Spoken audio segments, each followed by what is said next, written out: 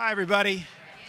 Thanks so much for coming. And I mentioned panel. I wish I'd said the other stuff. It's actually going to be very interactive because what we'll be doing is we'll be having a quick panel discussion amongst all of us for about 20 minutes or so. But then what we're going to do is we're actually going to survey you based on some of the key things that people run into with respect to employee resource groups, find out what your key areas of interest are, and then break you down into 4 small groups that we'll each be working with to talk about what your specific challenges are, okay?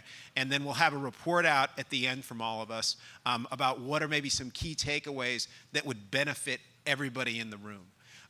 So again, just to give you a quick rundown on introductions, I'm sure you heard it all before, but one of the things I've learned about being in corporate is you have to mention things about 20 times. I'm Danny Guillory. I'm head of global diversity and inclusion at Autodesk. This is Maria Cuba, who is a diversity and inclusion lead at Airbnb. For experiences. I'm sorry? For experiences. For experiences specifically. Molly Q. By the way, Molly, what does the Q stand for specifically? What, you got to tell me the story behind the Q. Oh, you put it in there, so you're inviting the question. So do you have a mic? My government name is Q. It's a beautiful story, but my name is Queen Esther. Okay, girl. Thank you. And I was gonna say, if anyone goes like Queen Latifah, I'll punch you in the throat. It's Old School Testament. My family is from Arkansas, and I am the 3rd Queen Esther in my family. Long story short, my mom's name is Mary, so her sisters named me Molly because, of course, we hated Queen Esther for the obvious reasons. And so officially, I have nothing that says Molly, so I keep the Q because you can't imagine how many things I show up to. And people are like, yeah, no, you can't get in, or you can't get on this plane, or all kinds of things. So I keep the Q in there. Got it. All right. I was curious. I've been dying to know that for a while. So thank you very much. And then finally, we have Valerie Williams with Stripe, formerly of Airbnb. And Valerie, why don't we start out with you? For you, and you can either talk about Stripe or Airbnb, you can kind of toggle back and forth between the two. What do ERGs look like in the organizations that you've either worked with in the past or that you work with now? Yeah, absolutely. So at Airbnb, I can speak a little bit more to those organizations. As I mentioned in the introduction, there were 15 employee resource groups, right? And that's globally. And so about 1/3 of our employees at Airbnb were either members or allies of those employee resource groups. So you can imagine, 1,500 employees participating in these groups around the world. It's a really, really complicated network. And at Stripe, where I am now, the groups just got formalized in the last 6 months. There's about 8 groups, and they're very, very much in nascent phase, like very, very grassroots at this point. Okay. Oh, and by the way, I forgot to do one thing real quick to help us in terms of what we'll be able to share back with you. How many of you are people with organizations that have over 10,000 people? Okay. 2, okay. How many, let's say, 5,000 to 10,000? Anybody between 5,000 and 10,000? Okay. How many less than 1,000? Okay, vast majority are going to be smaller companies. Okay, so we can think about that in terms of our comments and what's relevant. We won't leave you 5,000 and 10,000s out, okay, we promise you. We'll be inclusive, but it's good to know that, good to know the makeup of the audience, that we're working with smaller companies, probably that aren't going to have staffs of anywhere near our size in terms of what we have. Just to get a sense of scale, because I like to do a little bit of contrast, could you share with us, Molly, what employee resource groups look like so that for those of us that are with smaller companies, we can see at least what it may look like on the horizon someday for us? Absolutely. And the thing about smaller companies, though, you have to realize is it's easier to right a ship with a couple hundred people than a couple thousand globally distributed people. So don't think of it like you're the underdog, that you don't have Fortune 500 resources, right? You can probably get a message out more clear. So at Salesforce, we have, I'm gonna tell you, we call them Ohana groups, and Salesforce culture is based around Hawaii, meaning our CEO was swimming with dolphins when he got the idea for the company, so everything at Salesforce is aloha, okay? So Ohana groups, meaning the Hawaiian word for family, it's your chosen family, and the meaning means that I feel responsible for you. So we call our employee resource groups Ohana groups. We have 10 of them. And the biggest thing for us is that we financially support them through the Office of Equality. So previous to the Office of Equality, which Ohana groups were there before us, it was who could tin cup and beg for the most money from executives, who was the most organized to get executives to pay attention to you. So we've leveled the playing field in terms of this is your static budget. We ask 3 things of our Ohana groups. We ask, number 1, I like to call it find the tribe. So build a network, build a community, build an affinity. If I'm gay and I want to talk about how do you be out at work, how do you be authentically yourself, you should be able to find that network or resource within Outforce. And then the second thing we ask them to do is Salesforce employees get 56 hours a year to go out and volunteer in their community. So we ask them to take on some sort of cause. We call that VTO, volunteer time off. So find a cause, and we noticed Ohana groups were spreading themselves like peanut butter with any org. We said find 1 or 2 organizations and go deep. So this means Bold Force in San Francisco, they adopted a school in Oakland, a junior high school. So whether they're painting graffiti or they're teaching the kids how to code, every fundraiser they do benefits that. Same thing, Outforce, they adopted Trevor Project for LGBTQ teen runaways, and really they wanted to work on suicide rates. So we ask each organization to do something like that. The third thing we ask is professional development. Do something to invest, build, grow your talent, whether that's mentoring programs, guest speakers, whatever kind of programming that means. So that's what we're asking our Ohana groups to do. One quick question I have, and then I'll have a quick extension on that, is how do you make a distinction between what constitutes an employee resource group and a club? I hear people who say, well, maybe I want to do one for religious groups based on religious grounds. Maybe I want to do one for people who want to play chess. You know, what's the distinction and how you determine? That's a real difficult conversation for us, actually, because we tried to say, okay, only Ohana groups are for historically underrepresented communities, right? So we have given the distinction of affinity group. So we have a biking group, and they specifically were formed out of the AIDS life cycle bike ride. So they feel like, well, we should be an Ohana group too. Now we have a group that they call themselves Gen Force, which is 50 plus and older.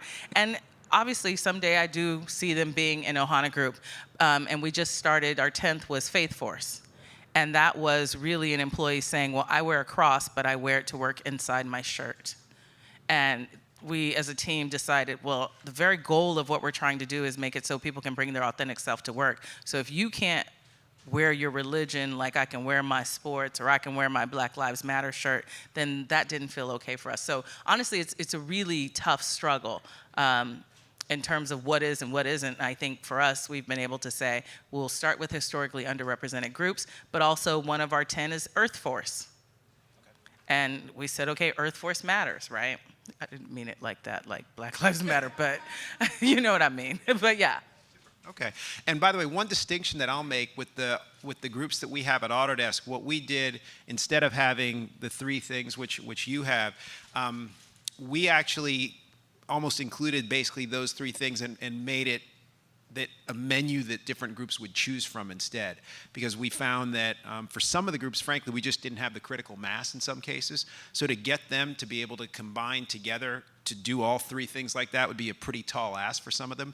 And we also found that some of them were really focused on specific things. So for example, our African American and Latinos group and Latino groups really focus on external community work. That's what gets them energized. Our women's organization has really focused on professional development. That's where they've really spent their time in terms of developing a mentoring program. Our veterans organization is actually focusing on using some of our products to take and training to take veterans from leaving the military to the workforce with our customers. So it's kind of varied based on what their interest has been, just to share a little bit of a different experience. Maria, one of the things I'd like to get a sense from you on is, what do you find are some of maybe 1 or 2 of the major challenges that you've had in terms of either creating or maintaining or sustaining employee resource groups at Airbnb? Thank you. So, like I said before, I've been in Airbnb for 7 years, and that gives me a perspective of like when we didn't have ERGs, when we got our first ERG, and up to now where we are even having sub-ERGs, which is like we'll have a main ERG, for example, Pride ad, and now we have one that's trans ad that lives right, like integrated to Pride at.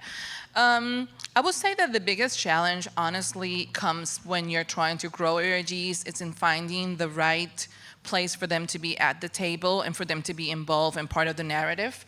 It can be very challenging because there is a balance that you need to run between who the ERG is serving. Is it serving its members?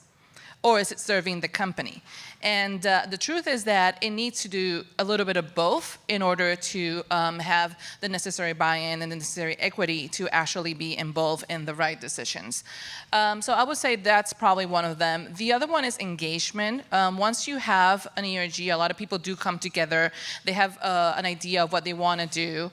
And as you add more people to the group, people come in with different ideas and different levels of participation or expectations of what's needed from them. It's really easy to say, I want to be part of a group that represents me. It's a different thing to say, I want to do the work to make sure that that group, it's representing the way that it needs to. So that will be another thing. And maybe the third thing comes around, how do you assert your role as an ERG member, as an ERG lead, and how do you balance that with your core role? A lot of times we have seen that it takes work to make sure that managers understand the value that individuals and ERGs bring to the organization and factor that in the way that you evaluate an employee, and also making sure that those contributions don't go unseen when we talk about promotions, when we talk about things like that within the organization and for your individual professional growth. Thanks. Valerie, is there anything that you would add to any of those, or anything that you've seen, let's say, at Stripe since you've gotten there? And I know that it's still relatively new in your time there, but I'm sure you talked to Jeffrey and everything and had a good sense of what you were going into.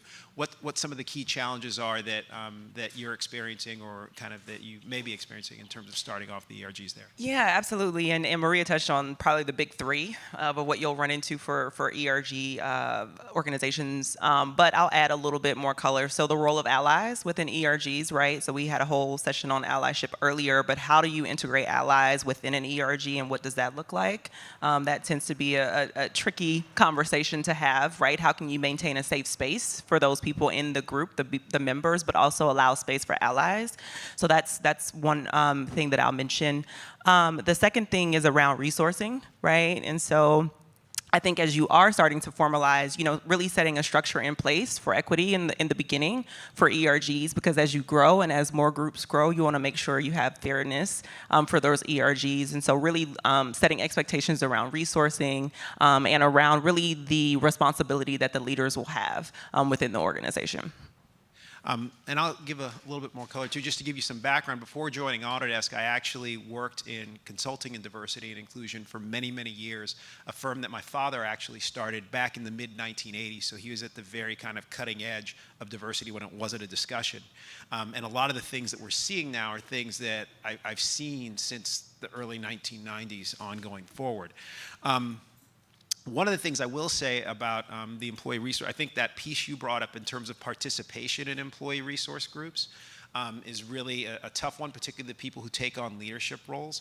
One of the things that we've encouraged our leaders to do is, first of all, to make it a true discussion.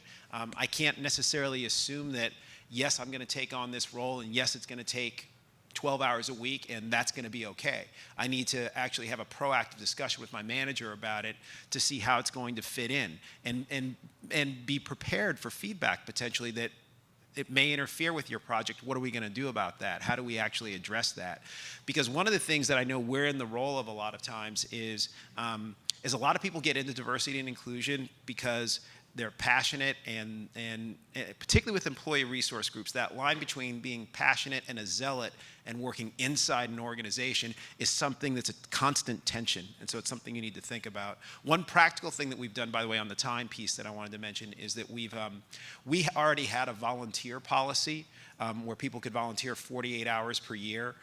for things related to the community and sustainability and things like that. And so we just added and rolled in our employee resource groups into that policy. So 48 hours isn't necessarily enough for everything, but if you have some kind of existing volunteer policy, a lot of times you can use that to work the employee resource group participation into that. Something else you want to add? Yeah. Yeah, I would like to say that it's important to have your receipts. And what I mean by that is that when you form an ERG, you need to be able to sustain why the ERG is important and what is it that you're contributing. And you collect all those receipts and you make sure that you pack them, because when you're going to negotiate things like time or resources, you need to show those. And the more you do that, the more effective you're going to be, and the more you're going to be able to empower the company to actually recognize you and the work that you're doing and the work that your ERG is doing. I like this. We're getting to the point where they're grabbing the mic. Say something. Give me that microphone. I have something to say. Molly, that actually leads into something that I was going to ask is, do you have maybe one or two best practices that you've seen that have been really effective in terms of either forming employee resource groups or sustaining them? So one good thing about this is the employee resource groups kind of predate the Office of Equality, which is great. So the only new one we've actually brought on was Faith Force, and then our Asian population groups kind of splintered, and there's Asia Pac Force and Southeast Asia Force, which we help kind of make that happen. But really, we provide guardrails just to keep them like no running with scissors. But other than that, we really just kind of empower the community to really be out there. But one of the things in terms of training was we found a lot of folks saying, hey, Ohana group work affects my day job, and my manager is going, what are you doing? So one of the things is we did was when we rolled out training around, we have unconscious bias training and different manager training, we rolled out a training about Ohana groups so that managers could understand what is this and why is my employee spending time on this. The second thing we did was this past week we just held Global Ohana Summit. So that was where we had the Ohana group leaders, so president, vice president. Most of them happened to be in HQ, but some weren't. We flew them into San Francisco and we did one full day of development and education. And we made it a point to, let's talk about things that mattered to an Ohana group, like here's how we need you to manage your budget, but also we invested in them just as Salesforce employees and lawyers. So how do we get them financial training, or how do we get whatever kind of training they need? We trained them on one of our technologies we use to send newsletters, right? So they could really be doing best practice. So a lot of that was investing in them. And the other thing is, don't forget about data, because data and metrics, I mean, as I like to say, we're still selling enterprise software, and my job of equality, I say, is sprinkles, right? So one of the things we do is we have a yearly business planning, which I'm sure most companies have. What's your business plan for the year? Ours is called a V2 MOM, and that's two V's, like vision, values, methods, obstacles, measures. So what the Office of Equality rolled out was we rolled out company-wide. We said, leaders, here is how you add an equality metric to your V2 MOM. But then we said, employees that are leaders, if you run an employee resource group, number one, make sure your manager knows and signs off, and let them put employee resource group in your V2 MOM. Right? Because then you can say, here's my success, or here's my metric, or here's how I'm driving, pushing the needle for the company. A couple things I'll add to that. One is that with employee resource group leaders, or if any of you are thinking about it, a lot of times people enter these roles, but they've never led anything, they've never managed anything, and so they need development as much as anybody else. So we just started doing the same thing ourselves, not only in terms of how to navigate things within the organization, but also just developing them as leaders, because all of a sudden they're now in charge of an organization, and it's not like running a Scrum team, it's a political organization. And so when you're doing it, you have to remember how you're looked at, and what you say is very different than if I'm just doing something that's in the normal line of business. The second thing in terms of metrics is one of the things that we've done is if you have enterprise systems on the back end that manage all of your everything your employees do, like Workday, we've actually added in participation in employee resource groups as a checkoff, so that now we're able to cross-reference it with our engagement surveys and everything else to actually track everything in terms of employee engagement versus anything else they would do in the organization. Go ahead. Yeah, something you wanted to add? That's great, Danny. That's a great, if you can put that in place at your organization, that is amazing. The two things I was gonna add in terms of best practices. So one, Maria touched on this a little bit, but any way that an ERG can actually help the business and actually help the company, like if you can get some receipts, some wins on that, then you can have more conversations around like, how to create better safe space, situations for your employees and that kind of thing. So I would say for sure, don't miss out on that point around, really serving the business. You're a resource to the business. And so if you can figure that out, that'll get you some extra credibility and that'll get you more visibility at the executive level. The second thing, which is kind of like more advanced for people advanced and how to sustain an ERG, is really thinking about succession planning. So Maria mentioned she has been at Airbnb for 7 years. She's been the leader of Juntos for 3-4 years. Right. And so when she stepped down, there was like this big gap, right? And, who's going to follow Maria? Right, and so really thinking about that early as you're forming groups and really thinking about, like, you still have your day job, right? So how can you create a team or a succession plan to make sure that the momentum doesn't stop? Yeah, no, we'll go ahead and take one. Yeah, you're one of the few who'll get one. So a couple questions. So I work at a smaller digital marketing company in Orange County, and again, we're 75 people. So I did this thing recently where I'm people officer, so I'm head of HR. We did kind of like a big roundabout. We talked about ban the box, time's up, Me Too movement. Thank you. And it kind of gained traction. And it was really cool to see the people that are involved. Our CEO marching the Women's March. I mean, we're all there, all up, which I think is cool. 2 questions. How do I build, when I put something out there, I like to kind of build a roadmap for my executive. He's really data-driven. So how do I know, one, when to create ERG groups? When do I break it out? Is there a number? What's the roadmap there? Second is to be metric-driven. I think I got a comment from a person on my executive team, and we had a come to Jesus meeting, so they're on board now, but how do I create the metrics when somebody says, this might be an ancillary benefit. It's not really something that we can measure. It's not really something that we should kick into the data of how we represent this company. Last year, I put our company through Great Places to Work. We got so many different awards, and a part of that was diversity and inclusion. So I really want to make sure that that is something that our company is stamped with. I think it's really big. Even given OC, I want to make sure that we are all inclusive. So what are the metrics? Maybe what are like 3 top metrics that I can really put in there to stamp some kind of agency on it? Okay, so those were 2 questions. Anybody want to take one of these to begin with? I'll take the metrics one to begin with. The second one. Can you repeat the first one for me, by the way? Because you had sub questions. Okay, you said you had 1 question, and you got like 15 in there. So I got the metrics. What was the first question though? First one was, how do I create a roadmap? Right now we have kind of one group that's involved. When do I know when to start breaking them out into ERG groups? I don't want to create a kind of us versus them right from the beginning. Okay. So how to build a roadmap for ERGs, and then second of all, how to measure what the benefits are of them. Okay, well, you already outlined some things in terms of the benefits, I think. So you already labeled a number of things. Again, to me, if the groups aren't small enough, you can at least make a global ERG participation piece as a part of your annual survey. I'm sure you do some kind of annual or quarterly survey on employee engagement. So add that, and that becomes something very easy you can measure. Molly also talked about a lot of different participation metrics. Who's showing up?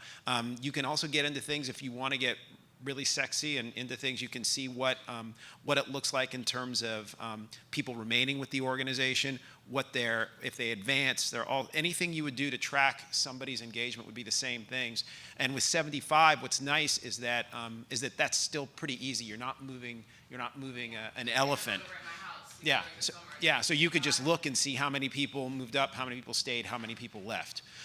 Things that other people would add on either one of those questions, either the roadmap or the metrics? So on the roadmap, I think there's 2 ways you can see it. ERGs are either going to start because there is a need within the employees to find a place where they belong, right? At Airbnb, our diversity is diversity and belonging. So I would say that's a metric.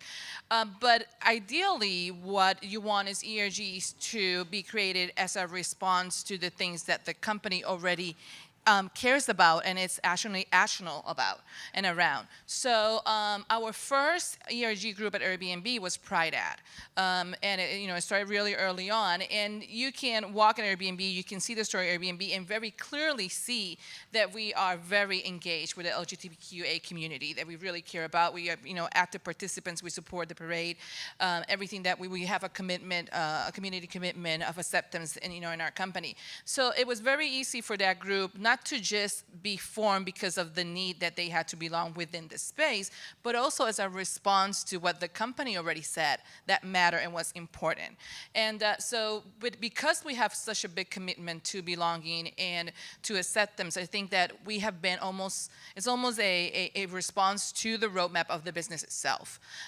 In absence of that, I would say that the key is to recognize the needs and extrapolate information from all the data surveys and all the things that you're doing in terms of how employees feel within the space. Do they feel like they belong? Do they feel that they have an open line of communication?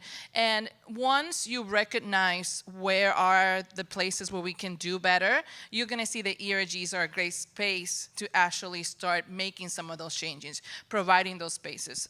So one is reactionary and the other one is just is that more proactive? An extension of that question I'd like to ask you, Molly, and then what we're going to do in just a second is break you all into some groups. So we'll be able to get into details on things that you're interested in.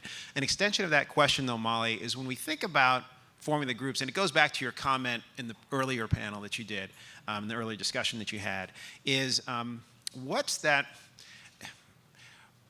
There has to be an organic element where there's going to be enough of an interest and enough of a group to sustain it.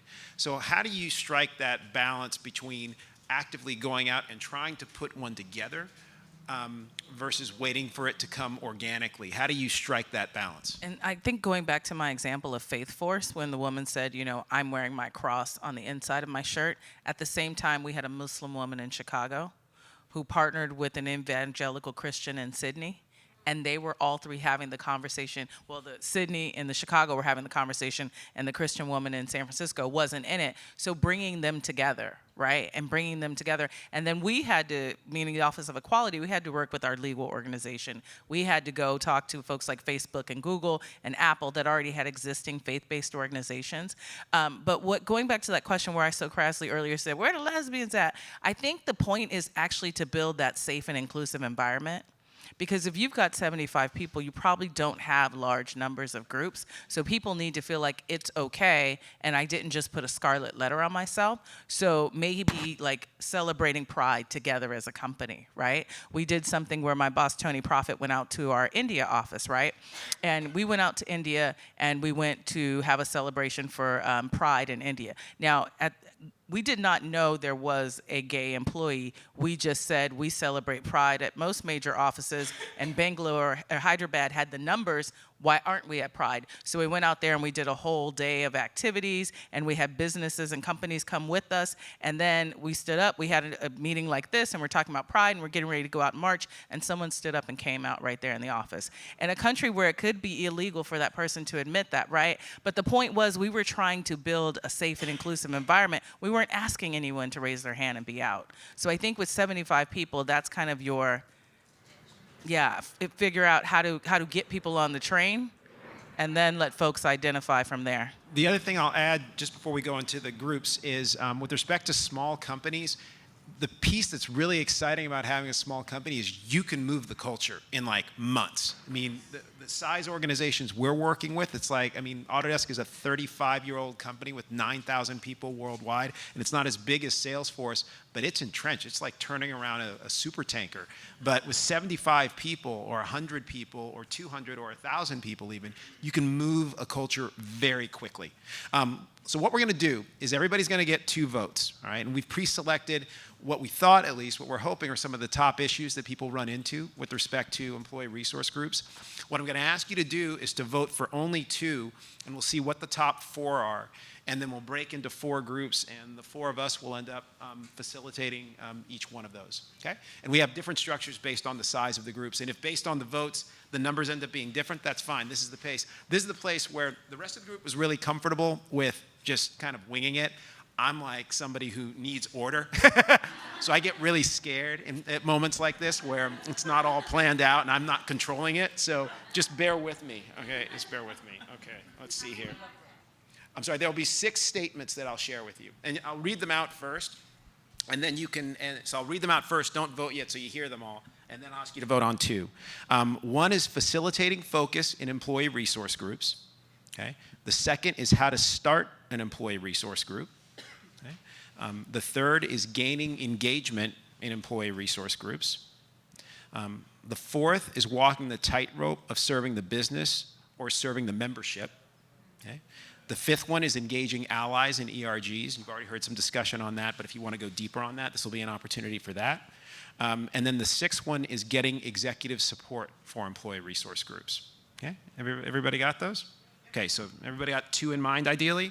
Okay, so let's see. You have to help me keep track of, we'll see where the critical mass is. We don't have to count it specifically, but we'll at least have a sense.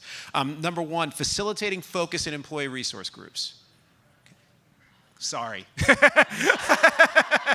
Okay, we can have a discussion at lunch. Okay, we'll have a discussion at lunch. Okay, how to start an employee resource group. Okay, we knew we were going to have that one. Okay, critical mass for that. And for those of you who end up having 2 that get selected, you'll have to kind of balance it out. Okay.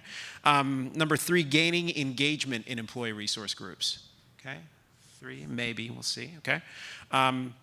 We may end up doing smaller to larger groups if there ends up being, and just dividing amongst topics if we need to. Number 4, walking the tightrope of serving the business or serving the members. Okay, good amount there. Okay. Number 5, engaging allies, employee resource groups. Okay. So I think we have those 3. And then number 6, getting executive support for employees. Okay, so we do have 4. Okay, we've got 4. Okay, so you'll kind of have to self-select and let you all select. So who would want to take how to start an ERG out of us? You'll do that one, okay? Wonderful, Valerie, thank you. Okay, we also had gaining engagement. I think, did we have gaining engagement? I think we did. No, okay, that's right. So walking the tightrope, right?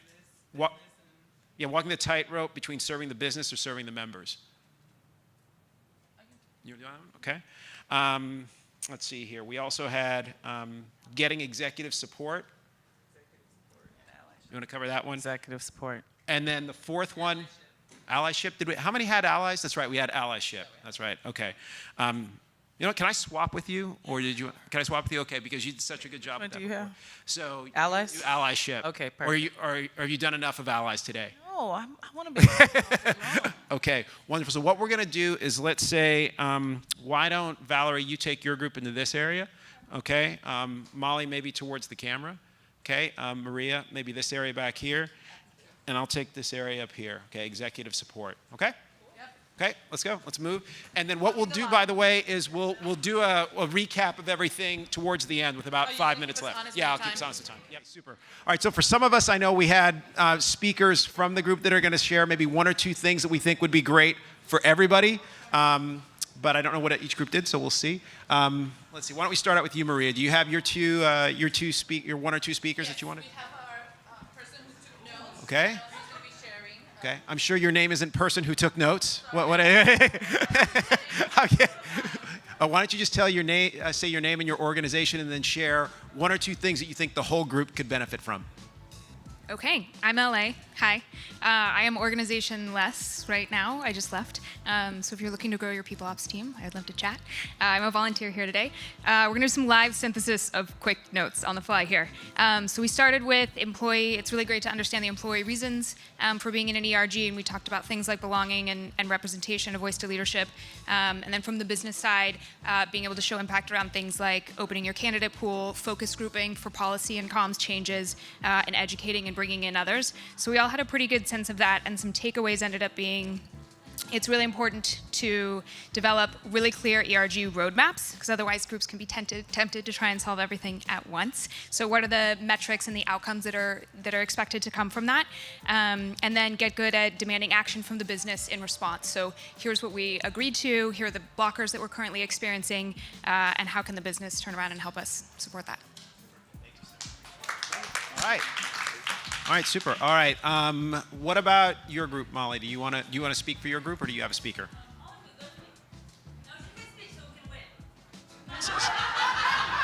So what should I do here? I'm not. There you go. All right. I may have told my team there's a winning portion. Sorry. I was like, y'all want to win, don't you? So really quickly, we had like 5 things.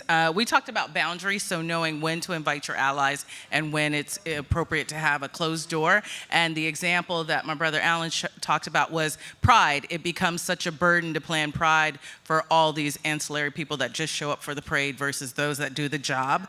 One of the things we talked about at Salesforce, we have executive sponsors for our ERGs. That means someone that reports directly to our CEO is in charge of an ERG, and we put up a leaderboard, and we have a leaderboard sales-driven team. So it's like, well, Danny's got an ERG, where's yours? So we played that little quick game. We do something called Champion Month. So every month we have 10 ERGs. We focus on a different ERG. So sometimes it makes sense, like Black History Month is February, so that's Bold Force, or June is Pride for the Stonewall riots. And then we take July and we celebrate allies, and we very purposely host events where the allies are either the white leader of Bold Force or the cisgender white male exec sponsor. The other thing we talked about was layering. I was talking about at Salesforce. We try to take vehicles that are already things Salesforce does and add equality to it. So meaning I have a events-driven organization, so we say, okay, how do we bring equality to an event? Is that an all-gender bathroom? Are there pronoun buttons? Do we make sure folks on stage are diverse? So I was asking the groups, like, don't go invent something over here that your company's like, what's that and how do you do that? If you have a beer bash Fridays at 4, how do you make your beer bash more inclusive? How do you have a panel of women? And the last thing we talked about was I was giving them advice that someone gave me, because I'm very, very admittedly, I really fuck up people's pronouns. It's really tough for me. And so someone on my team told me, we're all transitioning. So just like I'm transitioning and I'm no longer dad with 3 kids, I'm now they, them, they. And they said, I want to respect that you're transitioning with me. And that was like the biggest lift of burdens. And thank you for the empathy that I'd ever seen. Wonderful. Valerie? Awesome. So we talked about starting an ERG. Like if it's not in existence, how do you start, or how do you think about like growing nascent ERGs? So we talked about first with Molly's point of like, maybe you won't, you may not need to build a structure for ERG. So you start with the question of, is it time? Is this the right time to actually put the structure in place, right? And so if the answer is no, then we talked a little bit about building an inclusive culture within your organization, how to do that through training, through bringing speakers in, through having different activities. But if the answer is yes, then we went into more discussion on actually the tactical things to get those started. So first, starting with what is a critical mass for building an ERG, I gave the advice of 5, at least 5 people starting out to have active membership within an ERG. Then we talked about building a charter, setting expectations for the ERG leaders, as well as the company, as well as the manager of those ERG leaders, to say these are the expectations of what it will take to actually make this ERG successful. So once you build the charter, we talked about then finding a sponsor. We talked about building a sponsor, an executive sponsor, how to find that person, who to go to, who to have the conversation with. Go to your HR person who is on the hook for attrition. Start with that person. We want to make sure we have that person in the conversation. Then we talked about really just the activities and really the content. What is the group actually going to be focusing on, right? So we talked about 3 pillars: hiring, inclusion, and community. So really, getting a sense for what those people want to actually impact on the company, what impact they want to have on the company, and advising them on those 3 pillars. Did I miss anything, my group? Wonderful. Awesome. Thanks, Valerie. Super thanks. All right, and then my group will finish up here. We have our speaker. Yes. Hi, my name is Tim. Briefly, we were talking about senior management and getting their buy-in. So our CEO started about 1.5 years ago, and he's really pushing this movement forward. But some of the other people have been there for a while, and they're getting ready to retire. They don't really have incentive to change. So my question is, how do you make that impact? And Daniel had a pretty good point of the normal distribution, and basically, some people are really far gone, and you can't really focus too much on them. You should really focus on the middle of the distribution. So I think that's helpful, because we all have limited resources, and it takes a lot of effort and stress sometimes dealing with people, so I think that was very helpful. And then the other point was getting more buy-in from some of the other people. Someone mentioned that you should bring them into the conversation, have them selecting potentially like next captain for the resource group. someone who normally wouldn't be involved, and just give them a seat at the table. So that's 2 points I had. No problem, no problem. Thank you. Yeah, we also talked about a couple of other things in terms of really defining what the purpose of an ERG group is versus, let's say, talking to a human resource business partner about an issue versus talking to your manager about an issue, because a lot of times we tend to mix those up. And so starting to make those lines clear to people is important. Maria wanted to say something, then I'll have one comment to close us out. So there's something that I always like to say about the power of participation. When we went to school, we learned that 1 per 1 is 1, right? It doesn't grow, it doesn't equal anything. But it's a lie when it comes to the influence that one person can have. So we're talking today about ERGs, and we're talking about how to get together and do things, but never underestimate the power that you have as an individual to change a conversation at your workplace, in your community, or anywhere that you stand. So I know that 1 per 1 is supposed to be 1, but in my experience, 1 per 1 can be many, many, many, many. So yes, do form ERGs, do all those things, but never forget that you yourself can be the power of change and influence. That's a great comment. 2 last things. One, I'm very uncomfortable because I've gone over. So I told you I like things in order. I'm extremely uncomfortable. So I want to thank all of you for staying with us. I'm very uncomfortable though with that. The second thing is, know that this is an evolving field and we don't know everything. Things are changing. But I can tell you the people that are doing this work now, like the people you see next to me, having been in this work for over 20 years, the amount of knowledge and how you have a lot of knowledge available to you in terms of the people and what they know around this area. It's much different than when I started doing this work as a consultant and they didn't have diversity departments. I mean, it landed maybe with an HR person, maybe with an EEO person. So there's a lot more that's out there and a lot more available to you to do these types of things if you want it. Thanks so much for your time today, and thank you to the panel. Yeah.